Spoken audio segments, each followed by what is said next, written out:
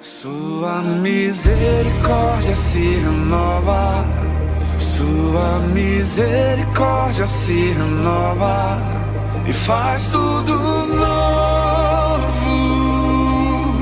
faz tudo novo.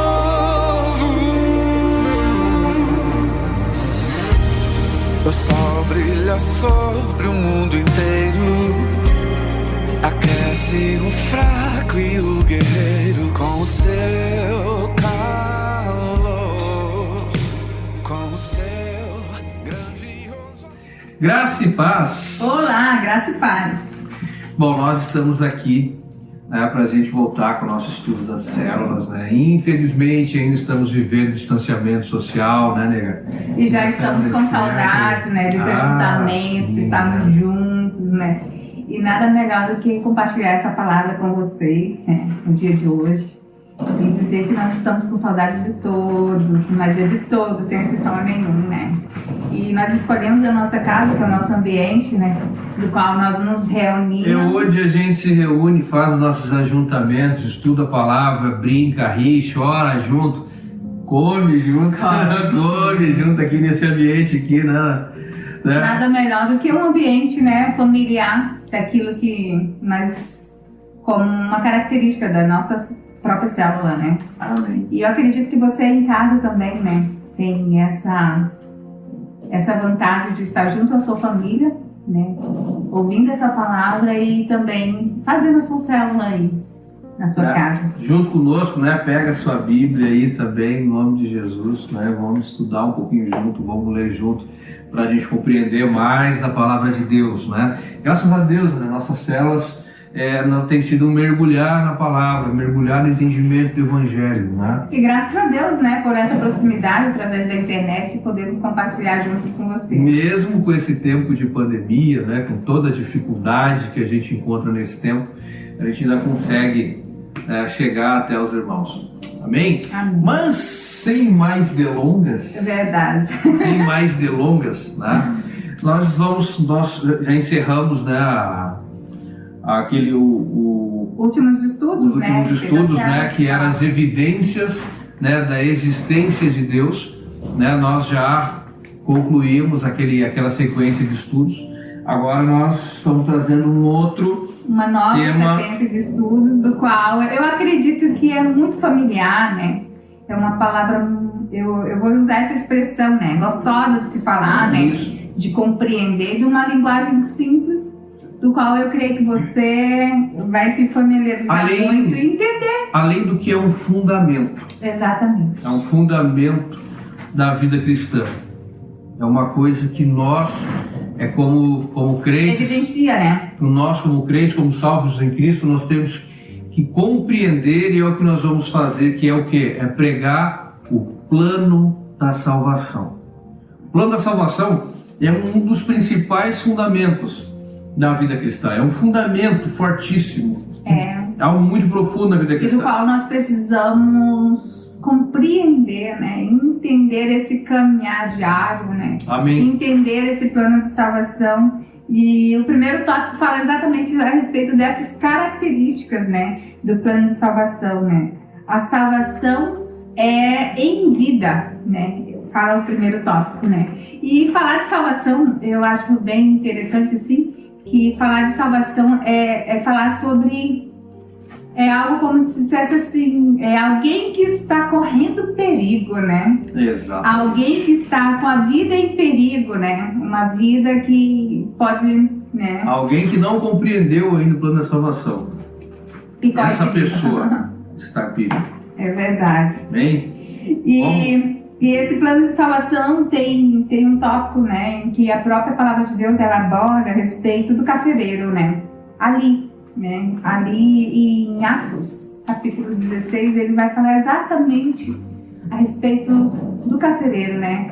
Ali, quando ele tem um encontro com Saulo e Silas diante de uma prisão, e ali discorre toda essa situação do qual você vai entender a respeito de salvação. Diz assim a palavra de Deus no livro de Atos, no capítulo 16, versículo 29 ao 30, eu vou discorrer, senão é uma leitura um pouco extensa, Eu vou ler só um versículo, mas eu vou discorrer a respeito de todo o texto, né?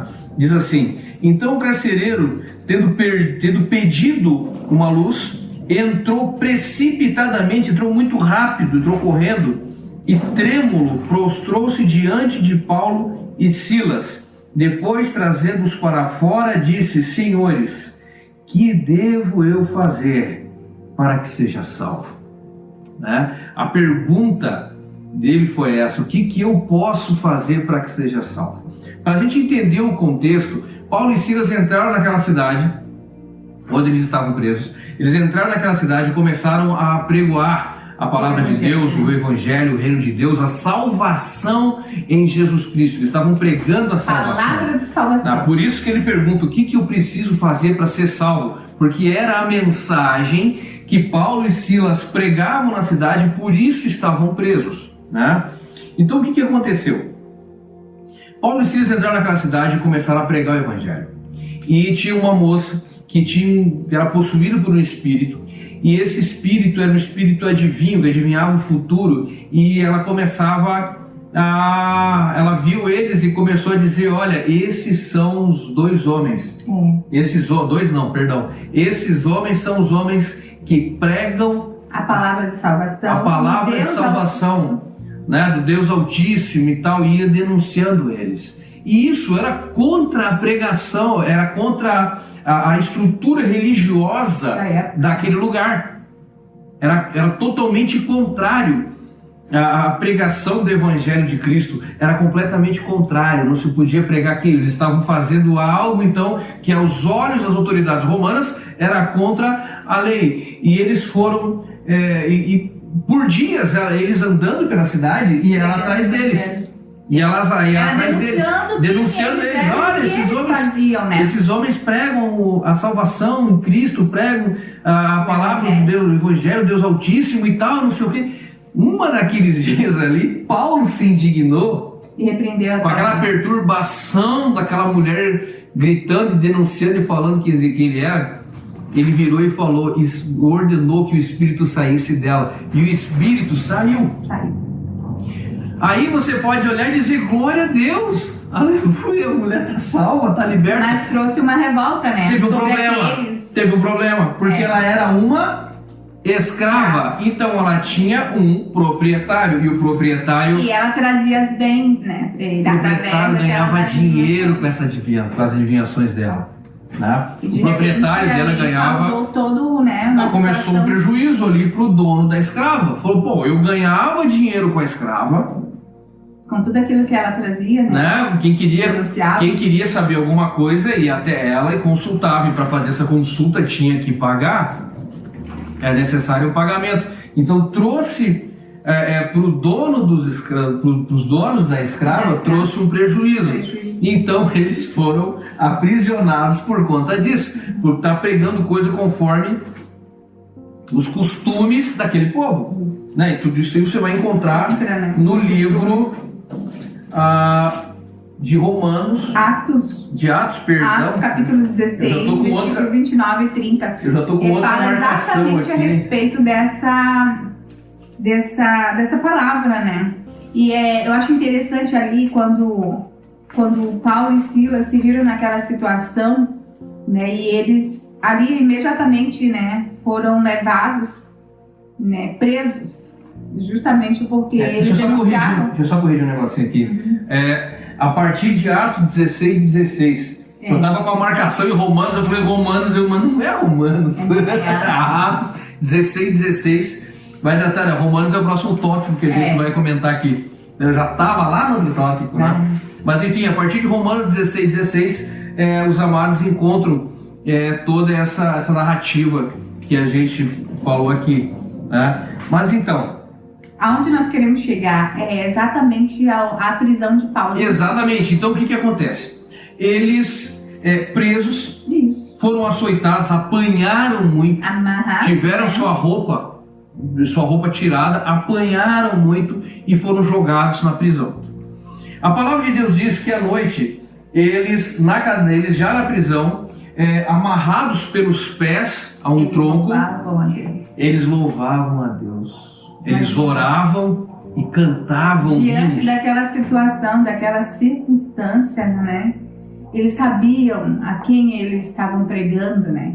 Ao Cristo, né? E é interessante porque mesmo naquela situação de prisão, né?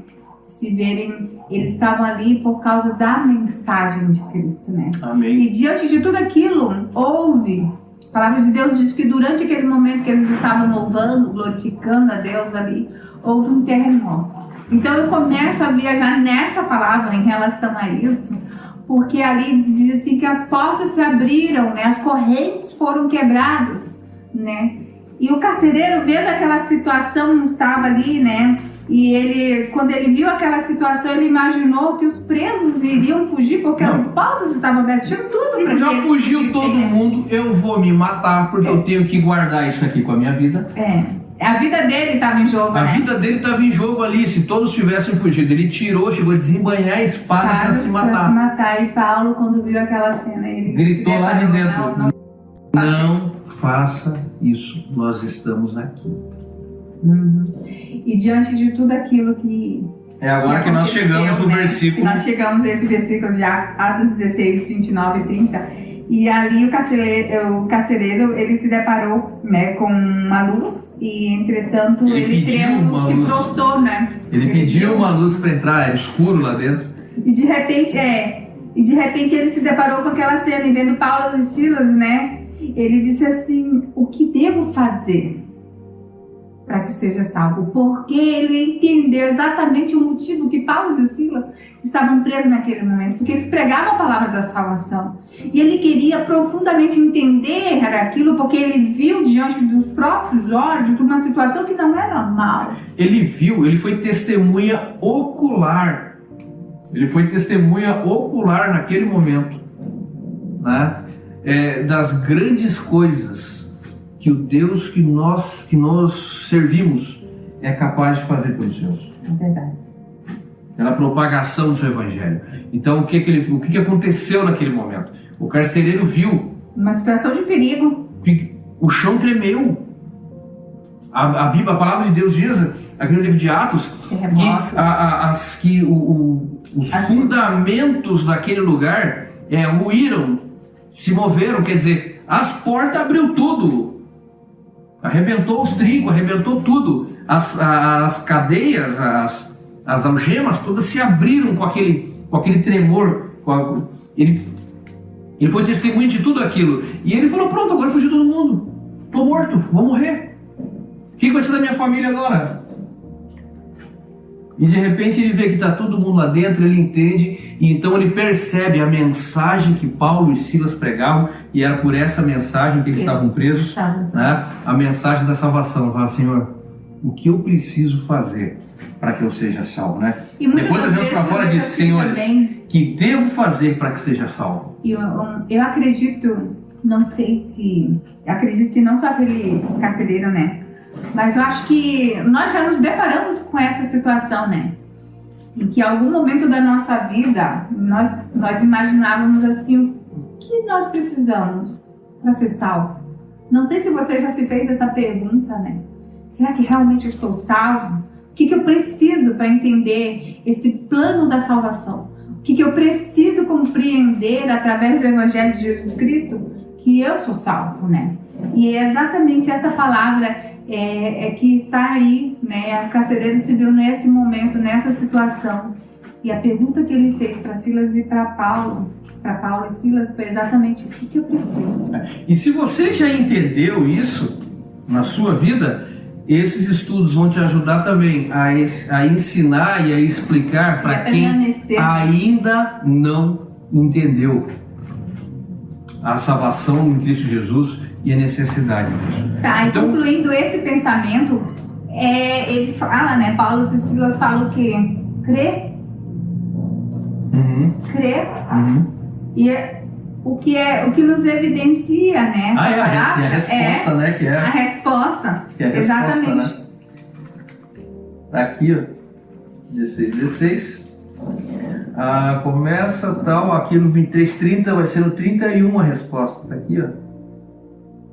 Eles responderam: creia no Senhor Jesus E será e salvo. serão salvos você e os de sua casa. Quer dizer, crê tão somente no Senhor Jesus e será salvo tu e tua casa. É mais famosa, é mais comum essa tradução. Crê no Senhor Jesus e serão salvos tu e a tua casa. Tá? É a chave para herdar essa salvação. Tá? Mas nós vamos ver o pergunta quê? fica, por que será que eu preciso dessa salvação? Exatamente, né? Porque ele se viu naquele momento dessa necessidade de ser salvo, né? E através daquela palavra que Paulo e Silas estavam pregando, né?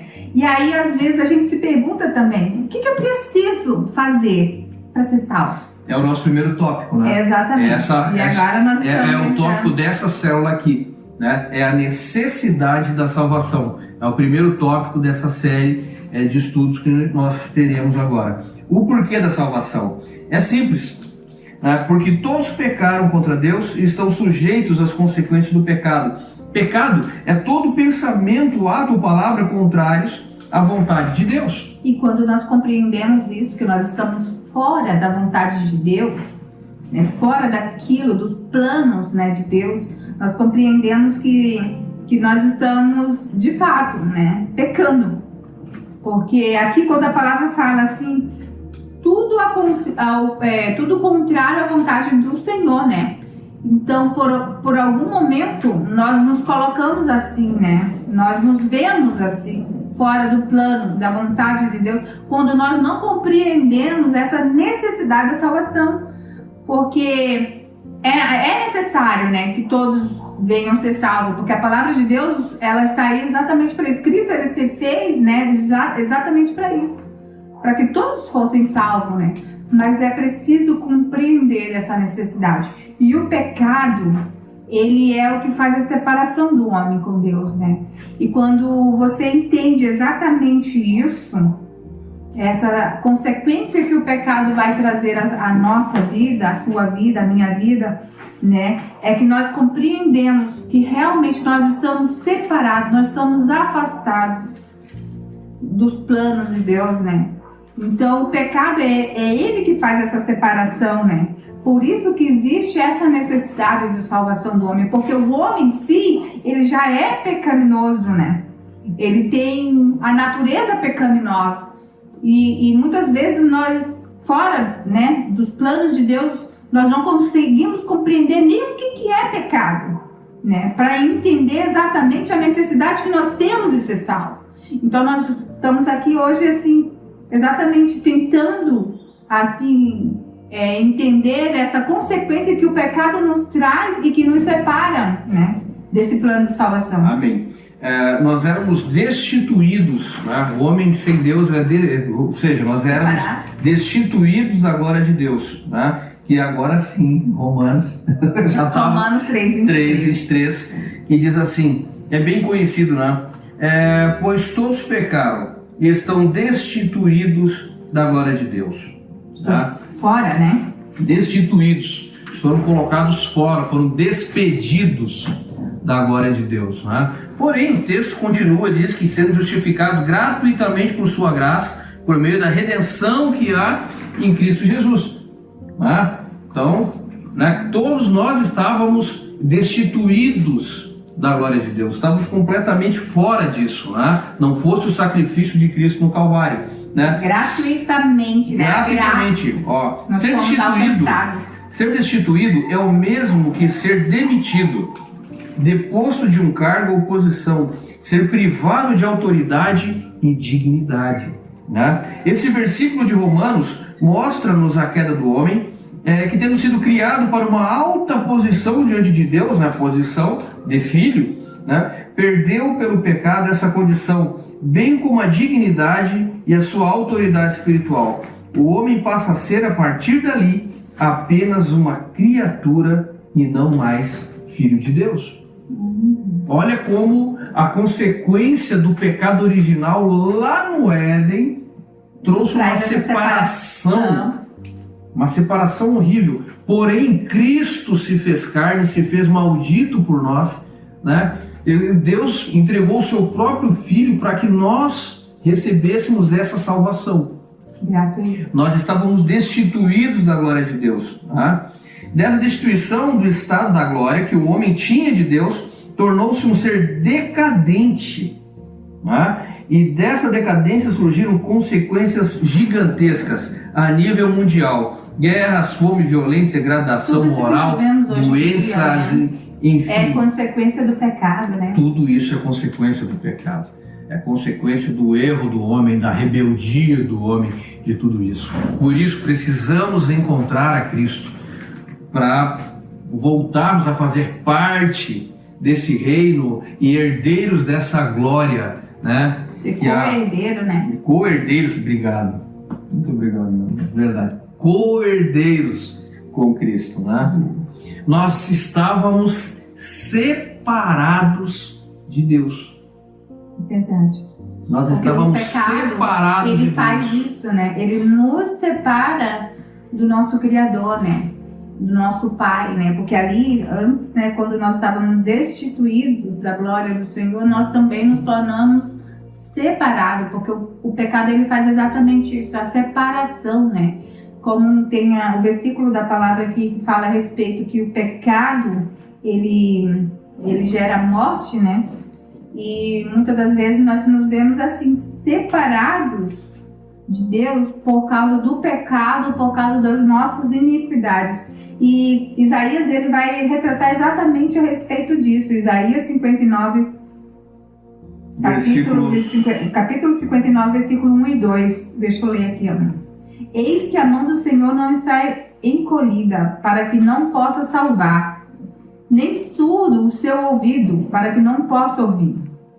Mas o que nos separa do Senhor, o que faz a nossa separação entre nós e Deus, são os nossos pecados e as nossas iniquidades. Então, nós estamos separados do Senhor por causa do pecado, né? E aí é a natureza pecaminosa. Mas Deus, ele não nos fez com essa natureza pecaminosa. Por isso que ele está resgatando o homem, a natureza original dele, através do plano de salvação. Por isso que todos carecem do plano de salvação e compreender o plano de salvação para a sua vida. Todos carecemos de salvação e compreender o plano de salvação. Todos nós precisamos, né, para entender exatamente isso, para nos voltarmos para Deus. Amém. Né? E Deus, ele não pode suportar o pecado, né? Pois a santidade de Deus não é somente um atributo seu, né? Mas é a sua natureza.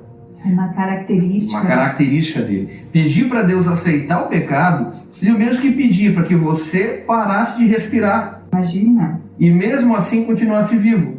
Uma das piores consequências do pecado é a separação que ele causa entre nós e Deus. O homem não tem condições de viver sem Deus. Nós precisamos dele o tempo todo, né? Eu vi uma vez uma alegoria que alguém, uma ilustração, uma citação que alguém falou a respeito do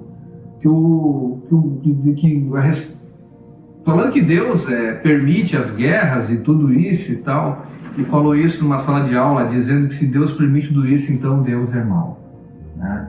Aí um garotinho não concordou e o garotinho levantou a mão e perguntou para ele, tá, mas o que é o frio? Falou, é a ausência do calor. Falou, e o que é a escuridão? Falou, é a ausência da luz. Ele falou, pois é, esse mundo ruim também é a ausência de Deus. É as consequências do pecado. Exatamente. Né? Consequência do pecado, da separação do homem de Deus, por livre e espontânea vontade, o homem se afasta de Deus.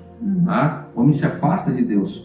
Então, ou seja, o homem não pode ser feliz plenamente sem Deus, né? Ele não pode ser feliz plenamente e seu poder de decisão é normalmente voltado para o mal. Já nele, né? Já existe nele. Portanto, Deus não consegue abrigar um homem com pecado e o homem não pode viver sem Deus. Então, a solução é o homem deixar de ser pecador. É sair do erro.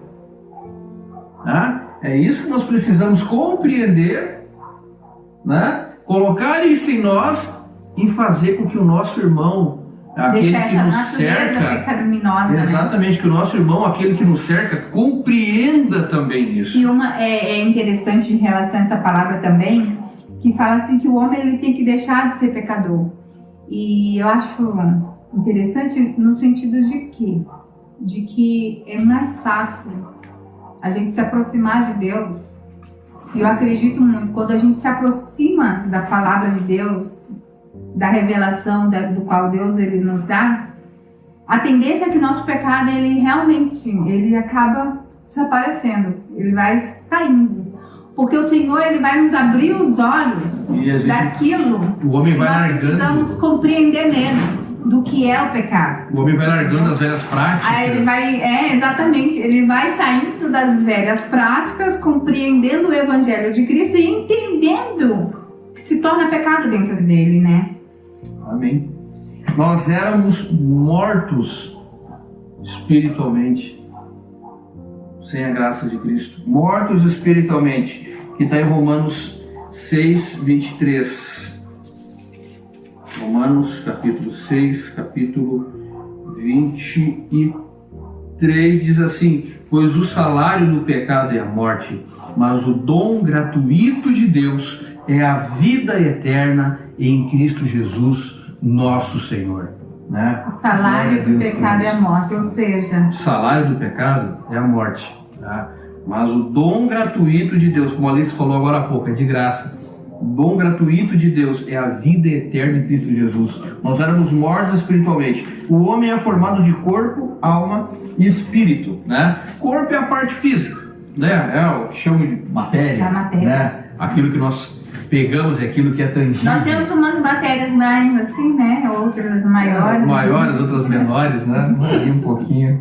Né? Mas essa matéria, né, do qual nós temos, né, é o corpo, do qual nós temos aqui, ele é o físico, né? Exatamente. E nós temos também a alma e o espírito, né? A alma é o nosso consciente, é a nossa personalidade, é o nosso eu, são as minhas vontades, é o meu ego, é a minha personalidade, isso é a minha alma, né? E tem também o espírito, né? Que é a parte do homem, que faz a ligação do homem com Deus, né? É o sopro de vida, é algo de Deus em nós, é o espírito dele, né? Todo relacionamento entre Deus e o homem é feito através do espírito do homem. A identidade... Me perdi. A identidade do homem com a glória de Deus é o seu espírito. Por isso, o termo homem espiritual. O espírito está ligado indivisivelmente à alma. Todavia, quando o homem está em estado de pecado, o seu espírito está inativo, ou seja, está morto. E realmente, né? É difícil às vezes a gente compreender, e eu vou dizer assim, né? Vários exemplos do que eu já ouvi, relatos, e é verdade, que muitas das vezes nós não conseguimos nos chegar a Deus quando estamos em pecado. Nós não conseguimos, né, orar a Deus quando estamos em pecado. Porque nós temos a natureza, né? Aquilo, eu acredito muito, a questão da alma, ela vai ligar-se a Deus e ela vai trazer esse entendimento de que, opa, não tá legal, né? E eu sinto vergonha diante de Deus quando eu estou em pecado, né? E é isso, essa natureza que nos traz. Mas isso quando eu já tenho, né, a natureza de Cristo em mim. É o que vai trazer a consciência de que está certo ou errado. Que aquilo que nós falamos agora há pouco, da degradação do homem do mundo, é exatamente isso. Agora, quando o espírito está inativo, né, que não tem uma ligação, não compreende o plano de salvação, muito menos, né, e o pecado fala mais, né, do que a própria natureza de Deus, aí é onde nós nos encontramos mortos, porque o salário do pecado é a morte, então é exatamente o homem que se encontra dessa forma.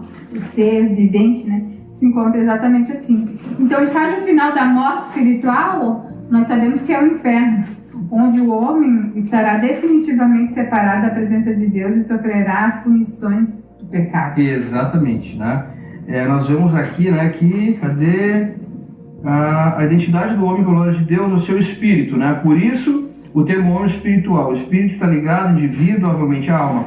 Todavia, quando o homem está em estado de pecado, seu espírito está inativo, morto, né? Nós vamos ver isso aqui agora em Efésios, capítulo 2, versículo 5, que diz assim, ó, Efésios 2, 5. Deu-nos vida, deu-nos vida com Cristo, quando ainda estávamos mortos em transgressões. Pela graça vocês são salvos, né? Então, ou seja, nós éramos pecadores, estávamos mortos em nossos pecados e ainda assim Ele nos amou. Misericórdia, né? As misericórdias de Deus nós fomos alcançados. Exatamente. Deus ressuscitou com Cristo. Deu-nos vida com Cristo quando ainda estávamos mortos nas transgressões, né? Pela graça vocês são salvos, né? Pela graça de Deus, ou seja, é dom imerecido, é um favor imerecido. Graça é aquilo que você não faz para merecer. De graça significa que não existe nada em troca, né? Não é aquele negócio lá que... Não é uma barganha. Não é aquele negócio que tem lá naquela promoção, não sei o que, de graça. Mas você tem que fazer um plano, não sei o que e tal. Ou você tem que levar... umas cláusulas, né? Lá no final. Tem uma cláusula lá que você vai ter que tirar alguma coisa do bolso ou fazer alguma coisa para ganhar aquilo. Não. Não é de graça. Não. A graça de Cristo, ela é graça, é dom imerecido, é favor imerecido, é algo que você não fez nada para receber, é aquilo que está em João 3,16, porque Deus amou o mundo de tal maneira que enviou seu Filho unigênito, para todo aquele que nele crê, não pereça, mas tenha vida eterna. Foi de graça, foi por amor a você e a mim, foi amor por nós, né, que Ele fez isso, né? É por isso que nós somos salvos, é pela graça de Cristo. Então, Efésios fala exatamente isso a respeito da graça, né? Porque pela graça sois salvo mediante a fé em Cristo, né? Isso não vem de vós, é dom de Deus. amém. Não de obras, mas ninguém se glorie, não pelas obras, para que ninguém se glorie, porque é o próprio Deus, né? Amém. Que se fez. Então, nós aprendemos hoje que nós estávamos destituídos da glória de Deus, nós estávamos separados de Deus, né? Nós estávamos mortos espiritualmente, né? Então, por que alguém precisa da salvação? Por esses 3 itens, né? É por isso que precisamos da salvação, por esses 3 itens, né? O homem por si só, ele não se salva, né? Não. Ele precisou De um Salvador. E Deus enviou esse quando Salvador. você compreender isso, né? Quando nós compreendemos essa palavra, nós entenderemos exatamente, né? Que o Senhor, Ele se fez maldito, né? Por nós. Por nós, né? Que essa palavra possa alcançar, né? Que essa palavra possa alcançar aquele que você ama, aquela pessoa que você quer ganhar para Jesus. Que essa palavra tenha entrado no teu coração também, que você venha compreender, que nós venhamos a compreender ainda mais a palavra salvação, né? Porque isso é para nós também. E isso não, assim, ó, posso contar um breve testemunho? Bem breve. Tá. Uma situação, né, quando se fala a respeito de salvação, é alguém que está em perigo, quando nos alerta, né? Salvação é alguém em perigo. Então, por se tratar de uma situação do qual todo mundo já sabe, eu trabalho na área de saúde, me deparei com uma situação em alguém em perigo. Perigo de quê? De morte, literalmente. Estava mal, o paciente iria morrer. Como se tratava de uma pessoa de 92 anos, eu já falei para algumas pessoas isso, e eu queria deixar aqui essa palavra para você também, esse breve testemunho. E essa pessoa era um senhor de 92 anos, cego. E uma das coisas ali o Senhor fez naquele momento, né? Porque houve a necessidade do plano de salvação ser pregado na vida daquele homem. E ali, Deus, Ele fez todo um acontecimento, toda uma situação. E eu vendo aquela situação daquele homem, ele naquela situação de cego, né? Ele conversando comigo, ele entendia quem eu era pela minha voz, né? E ele pegou e perguntou, né? Se era eu que estava ali e tal, ele sabia meu nome. E eu falei que era. E ele perguntou a hora que tinha, a hora que estava ali, era 3 horas da madrugada. De repente ele falou para mim que eu fui falar a respeito do plano de salvação de Deus na vida dele, e ele falou para mim que para ele não existia mais salvação, porque ele já havia feito muita coisa errada na vida dele, no passado dele, e que para ele não existiria perdão. Deus jamais seria alguém assim possível a perdoá-lo por causa dos pecados que ele já havia cometido no passado. E eu vendo aquela situação, me deparei com aquilo e realmente eu me vi numa situação de impotente, né? Muitas vezes a gente se encontra assim, de não ter uma palavra, de não ter algo para... E eu peguei e falei para aquele homem que Deus sim, Deus ele era misericordioso em nos perdoar, a partir do momento que nós nos arrependêssemos e compreendêssemos que Ele sim, é Ele quem perdoa os nossos pecados. De repente eu falei para aquele homem, não, sim, o Senhor, Ele pode perdoar os seus pecados. Não, você não me conhece, você não sabe quem eu sou, você não sabe do meu passado. E de repente eu falei, Senhor, eu não tenho nada que possa convencer esse homem. Um senhor de 92 anos, imagina se ele disser que é certo, que é errado na vida que ele viveu antes. Né? Então ele já tinha a convicção que para ele não existia salvação. De repente, naquele momento, eu me deparei com aquela cena e falei com ele. E falei assim, mas eu creio no Espírito Santo de Deus, que Ele convence o homem, né, do seu pecado, da justiça. E de repente, eu vi o mover de Deus naquele lugar, o Espírito Santo de Deus trabalhou na vida daquele homem, e ele compreendeu exatamente aquilo que antes, por questões de segundos, ele não compreendia. E quando ele veio compreender o plano de salvação, aquela palavra que estava sendo falada para ele pediu perdão a Deus, né? Ele se arrependeu de tudo aquilo que ele tinha feito. E eu falei para ele, naquele momento que eu creio que Deus estava escrevendo o nome dele no livro da vida. Eu sabia que a partir daquele momento o Senhor estava fazendo algo sobre a vida dele, porque nós não temos convencimento da palavra nenhuma, de forma nenhuma, se não for o Espírito Santo de Deus através, né, de Deus, né, do seu Santo Espírito. E de repente a vida daquele homem mudou. O semblante dele mudou, apesar de ele ser cego naquele momento, mas eu percebi nele que não existia mais nada que o prendesse, né, ao pecado, aquilo que ele tinha feito de errado. Ele compreendeu aquela palavra. Ele compreendeu e aceitou. E aceitou, né, aquela palavra, né. Confessou a Jesus como Senhor, né, e Salvador naquele momento. E a partir dali, tudo bem, né. De repente, no outro dia, eu volto para visitar aquele homem e ele não se encontrava mais lá. Ele havia falecido. E diante dessa situação, eu me deparei, comecei a querer questionar a Deus, né? Senhor, mas por quê? Ele estava tão bem, né? Agora, né, que ele aceitou, que ele teve o plano de salvação, que ele compreendeu. Agora que ele confessou Jesus, ele morreu. E eu queria compreender aquilo de Deus, né? Mas por que Deus? Por que isso?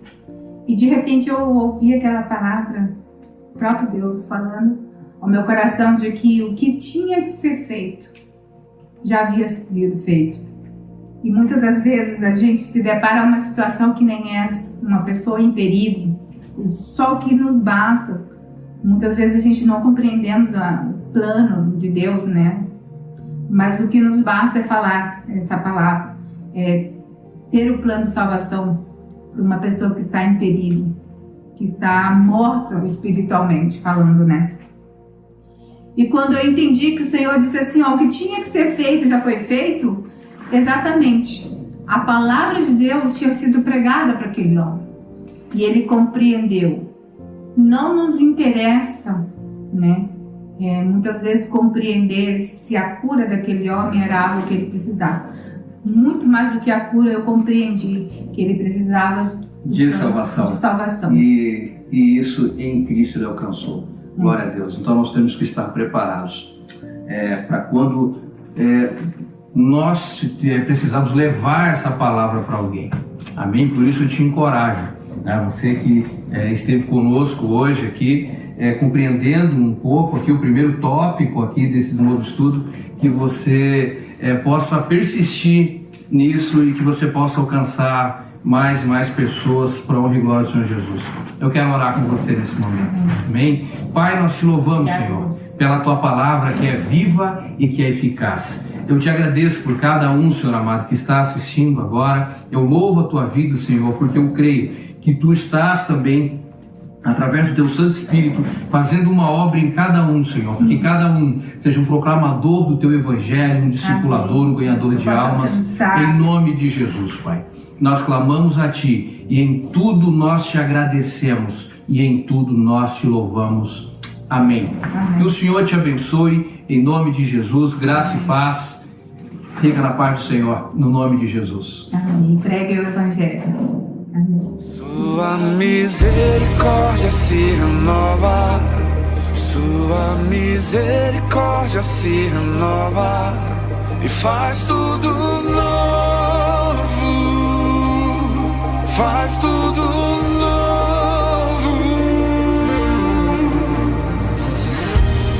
O sol brilha sobre o mundo inteiro, aquece o fraco e o guerreiro com o seu calor, com o seu grandioso amor.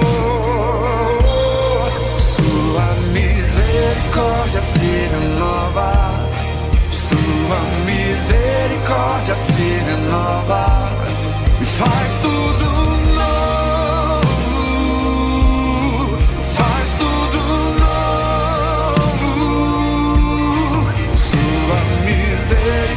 se renova, Sua misericórdia se renova